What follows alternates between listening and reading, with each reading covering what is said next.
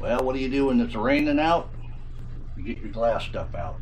That's right. This started off as a color book page, and I colored it with stained glass. This goes a lot quicker when there's a pattern. That's what today's video will be all about. I did find a pattern that I'm going to use for the other side of the window, and looking through all the stained glass patterns, I really didn't find what I was looking for, but I did find this. And the cheat code here is, this is out of color book. So you can find a whole bunch of patterns in a color book. It'll probably cost you $1.79 rather than $5 a piece. But I do have to do a little bit of work here. You can see the lines don't go all the way, which who cares, you know, but I'll go ahead and fill them in.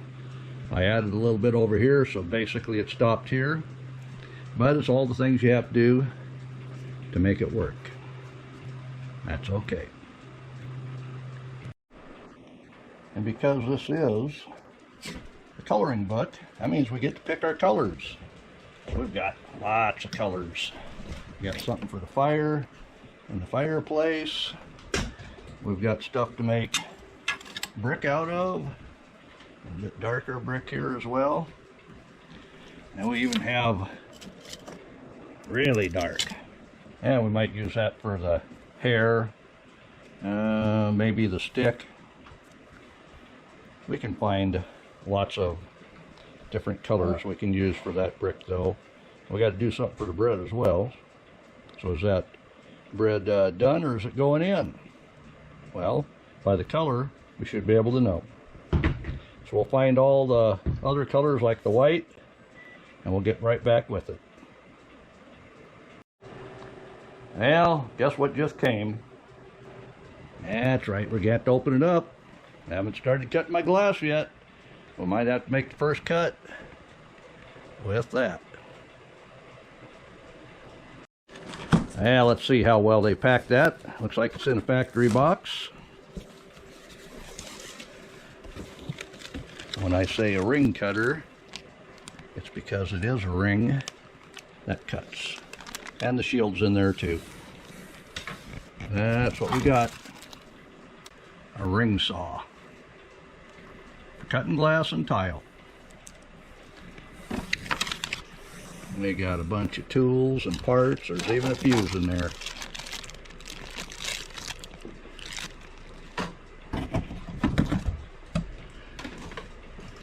Now for the nuts and bolts of everything. There we go. Now you can use this two ways. You can run that into your glass if your glass is too heavy to move into the saw, or you can set the table up and cut on the table. That's what I'm going to do. And then we've got our tank. Got to have something for the water to be in. And now we got an empty box. We got some cats that'll play with that. All right, got it through the hole. There won't be enough water in here that should get out by the motor. But in about 10 minutes, it looks like, after you open the box, pour some water in there yet, should be ready to start cutting. Got a couple of pieces to put on yet, like the shield that will go here to keep any glass from spitting up, getting in your eyeball. And over here on the side is a switch. Oh yeah, it's ready to roll. Yeah, we just need that up to the water line. Ashes.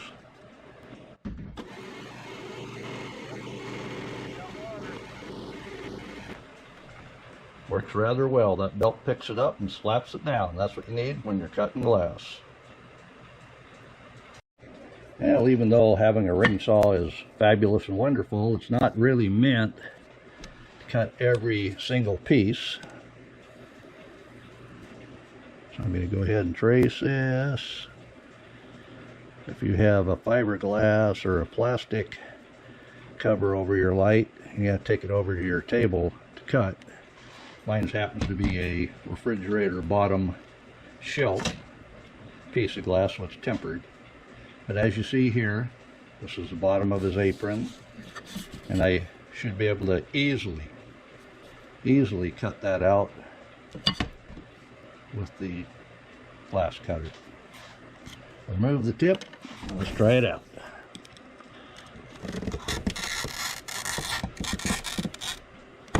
That should be an easy snap.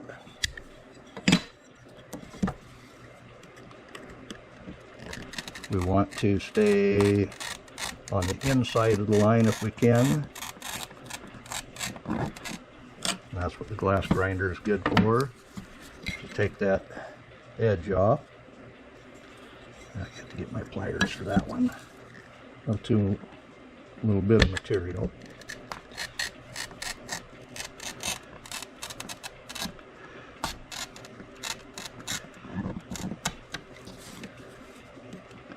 I'll just quickly cut this, and then we'll snap it. There we go. Grab my pliers. And that's what these are for. They're only made for glass, they're not made for mechanics, and I'm going to pull away from each other as I tip. And just like that, it will break off.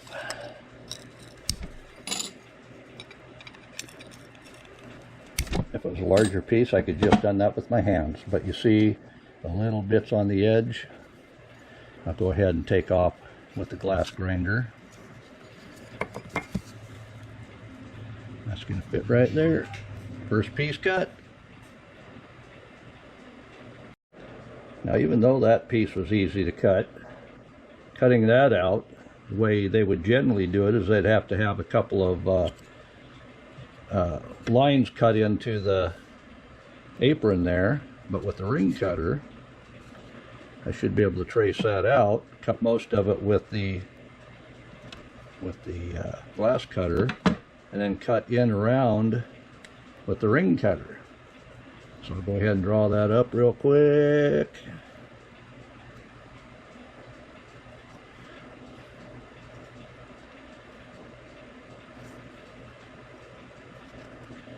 And we'll cut out what we can with the glass cutter first. Yeah, there you go. And you may wonder why the pattern is made where you can't cut the glass. Well, this is out of a color book, this pattern. So in a stained glass pattern, they would have all these features figured out where you could cut it with the glass cutter. But we've got a ring cutter we're going to try out. Let's go ahead and see how well that cuts that out. I'm not sure how much you're going to get of this. Battery's about dead on the GoPro, but we'll go ahead and try this out.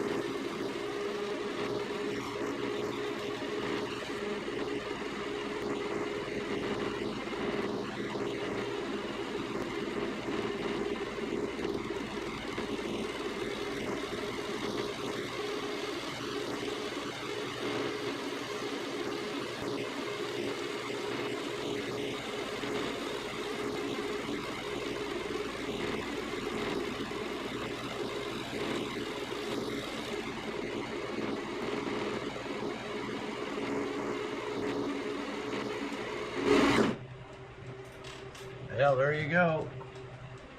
I got a lot of soap in there by the looks of it. I didn't think I had that much in, but I'll go ahead and get closer to the line there. It's doing good. I'm not sure how well you can see white on white here, but you saw me cut in and over, and then I backed out, and then I came in this end. And the reason for that is, if you're cutting on out, when that little bit of glass gets there, it could snap and break. So moving it out of the cut was easy, and then starting it here while I had a good feature of glass let me cut on in without snapping that off. So let's see how that fits up on the pattern. Alright, that's the piece we just cut with the ring cutter. Looks like I got a little bit of trimming, but that is beautiful. That takes your glass cutting to a whole new level. And you can use patterns that weren't meant to be stained glass. Well, I had too much soap in there, so I rinsed it out. And the way to get rid of that soap, dishwashing soap, is put a little bit of bar soap. That's from the tub. And the two types of soap counteract each other and get rid of them soap suds. So let's go ahead and put that back on and try it again. As you can see, I had too much soap. I couldn't see what I was doing. This will be better. So I'll try this again. There'll be a little bit of soap in there yet, I'm sure.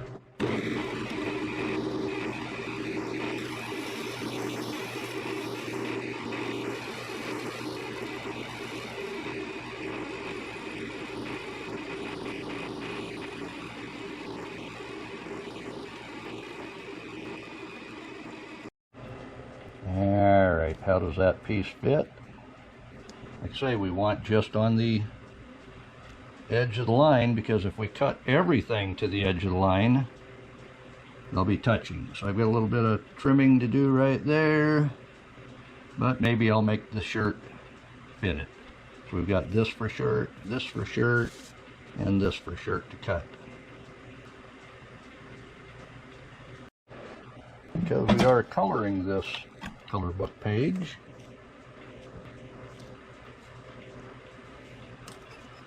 set our pieces on so we know where to mark it. I'll go ahead and cut out the shirt pieces here and here. I'll show you what that's all about. So you can see I've got the top part of the shirt around the neck to cut out, and the sleeve. We'll go ahead and cut this on the ring cutter. I can cut that on down with the glass cutter. I think I'll do that just to make it easier on the ring saw. Alright, snap these pieces off. I've got just the arm to do, just the neck piece to do. I don't need all those extra pieces to have to cut off with this, so we'll cut that out.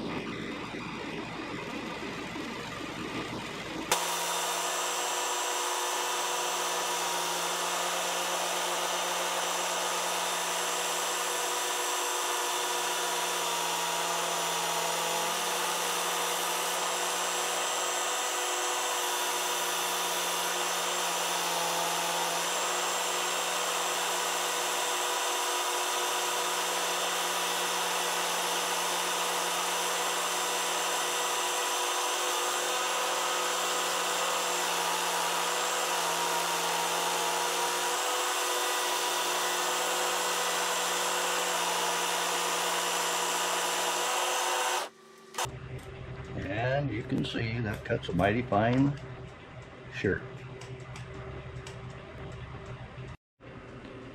Alright, I know I'm going to have to do a little bit of trimming yet, but let's see how that fits. Yeah, it's looking pretty good. I do have a little bit, I just moved that down a little bit, there's all. So a little bit up here to do, a little bit around the edge. I'll move that up where it should be. So you can see on the neckline that's going to need to be cut out a little bit. I can drop down, I can cut a little bit off there, I'll get it marked up and get that trimmed.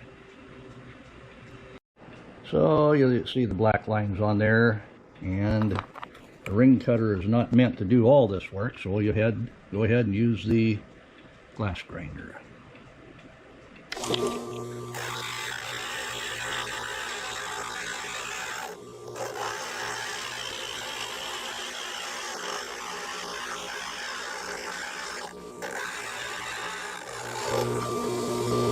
Didn't take much.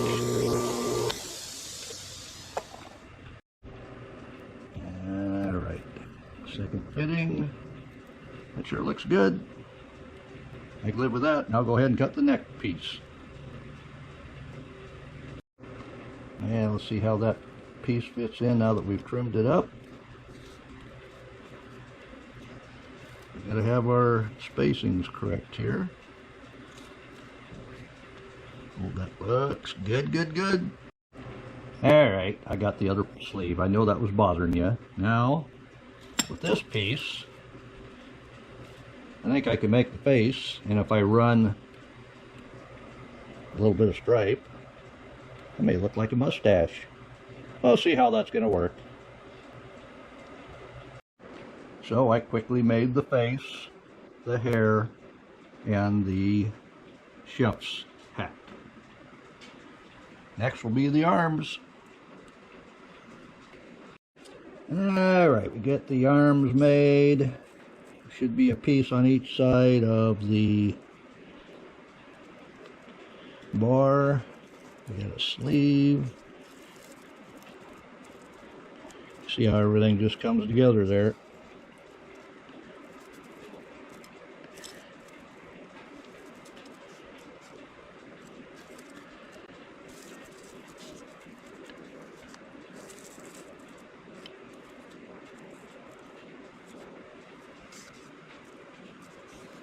And I do want a little bit of gap, like I say, everywhere, because the foil has to fit in there. So the thickness of the line should be taking care of the foil.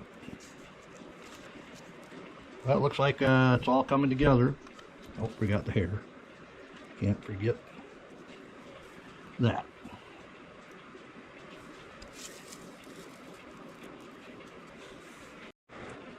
So I've had to change the peel, and you know the peel is the thing they put the bread in the oven with and take it out. So that's going to be the loaf of bread, and I've set this up where I can use the ring saw to cut off the peel so the bread looks like it's sitting up on top, just being taken out of the oven.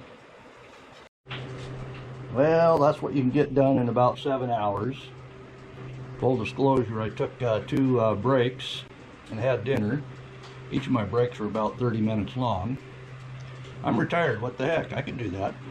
But, like the brickwork, I'm shaping the edges round, so when I put the foil tape on, they will be easy to tape and solder. Like I say, this is out of a color book, and you would not be able to cut the glass, like for the flame, without a ring saw. So if you're going to use color book pictures, you're going to need to up your grade, because even the face, you're not going to be able to do that. And I know people that have a cob oven, they're going to say, you don't have a flame in there when you're baking. I know that, but this is a color book illustration, and they wanted to make sure you knew you had to throw a flame in there. It didn't turn on by a knob. But you're right, you wouldn't throw bread in with the flame. Well, there's the last piece.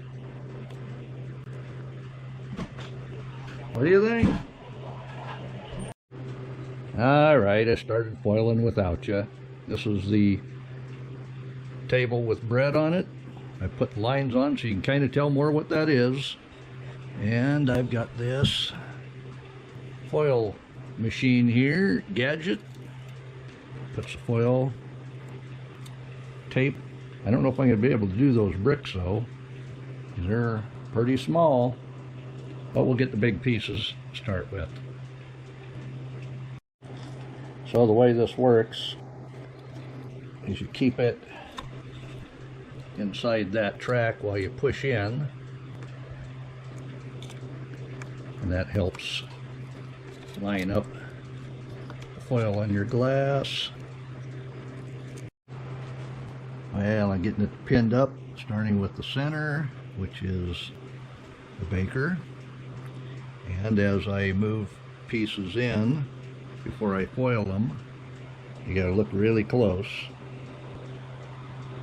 You really don't want any lines open. There's kind of an open line there, but that's all right. Everything's fitting well, but I'll get him soldered up because I have the foil on him, and then we can put other pieces in place.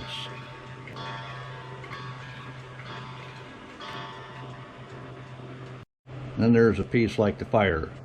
Like I say, you don't do it this way in stained glass, so we have to use cheat codes. So I'm going to just foil tape the bottoms so I can solder it over the grid. And then leave the top of the flame with nothing, so that area inside there is not getting glass. Well, trying out a new soldering gun here. I've got it set to 5. I don't know, I'll set it all the way up. Got this at Hobby Lobby in the glass section, so you can get your stained glass at Hobby Lobby. They've got a small selection, enough to get you started. We'll just go ahead and start right here in the center, because we don't want this moving as we put this together. So this will hold it in place.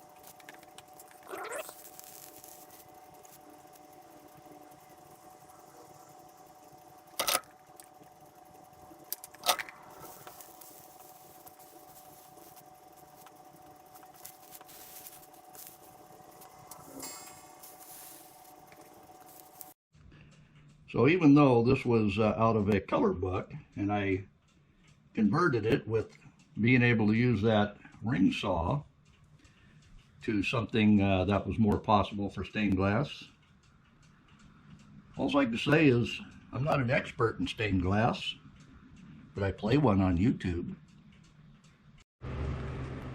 So as you can see, I have leaded parts of it where I've already soldered it together, and then it's much easier doing it from the center out.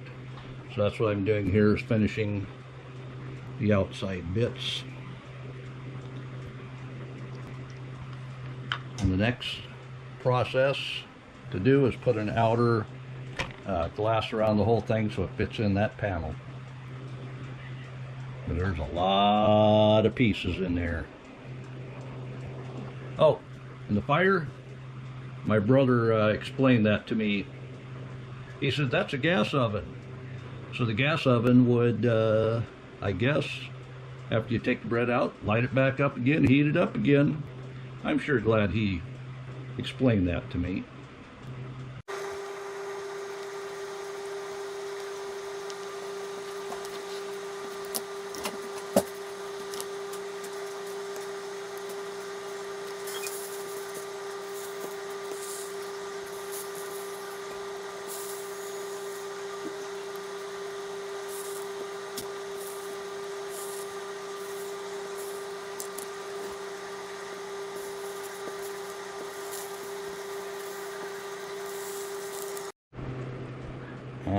let's take a look at the other side.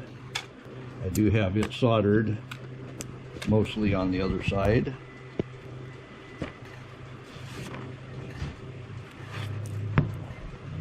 And it's pretty solid now too. The more solder you get on there, the stiffer it gets unbreakable. Oh, you could still drop it on the floor and break it, but for a 160 piece puzzle, that's looking pretty good. Well, there you go. I finished that color book page, all stained glass. Now I'll get the basket looking like a basket, and the bread looking like bread. I got that one there to do too.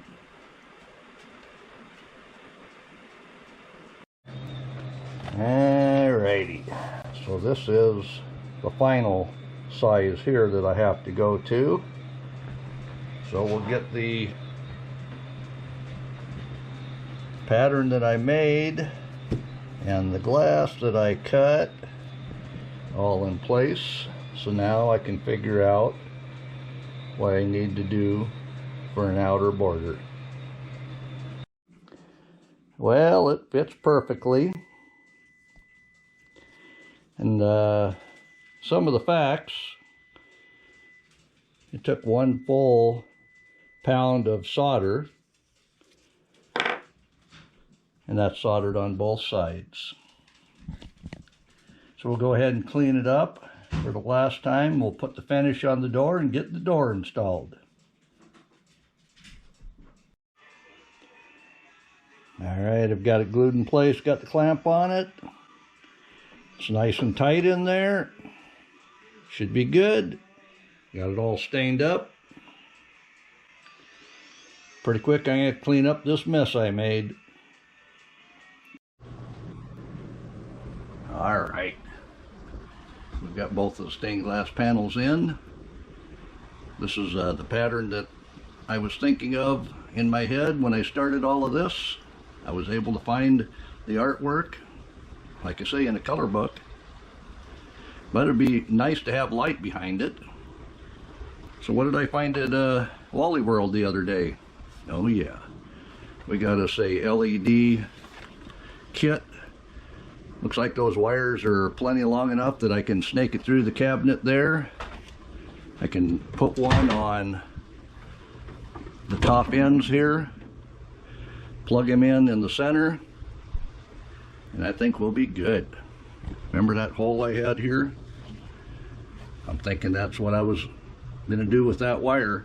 That way it gets it far enough from the plug-in that I don't have a lot of extra wire. So let's get that done, and we'll finish this video today. Well, this thing apparently is a hand wave. So you wave your hand in front of it, and it turns on or off. That's pretty cool. Yeah, there's one plugged into it. Let's try that hand wave.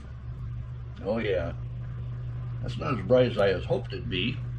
Let's see if we can get that turned up. Alright, I figured out how to get it brighter. Turn it on, and then you put your finger over it.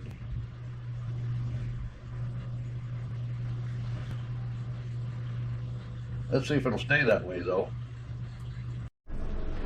Got the lights in behind with the hand wave technology.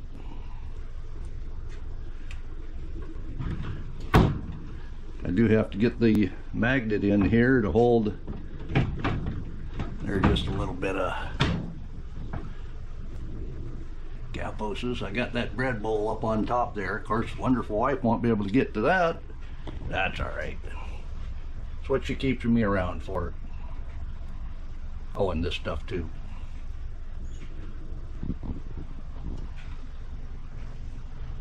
That'll make this video. Flour bin is on the next one. We'll get back to cooking.